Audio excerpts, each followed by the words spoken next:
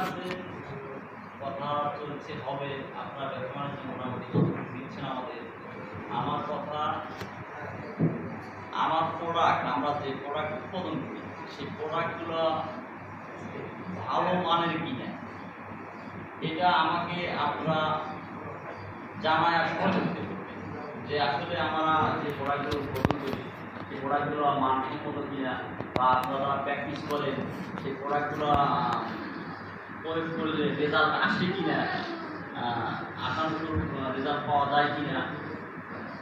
আর প্রফিটের কথা তো আমরা বিবেচনা করেই মার্কেটিং করি। অন্যান্য কোম্পানি যেভাবে মার্কেটিং করে তাদের কোয়ালিটি কন্ট্রোল নাই। অনেক কোম্পানি আছে বর্তমানে বাংলাদেশে, অনেক কোম্পানি দেখা গেল যে আপনাদের পার্সেন্টেজ অনেক দেয়, সুযোগ সুবিধা অনেক দেয়, কিন্তু নন ফুড গ্রেডের সব র মেটেরিয়াল ইউজ করে।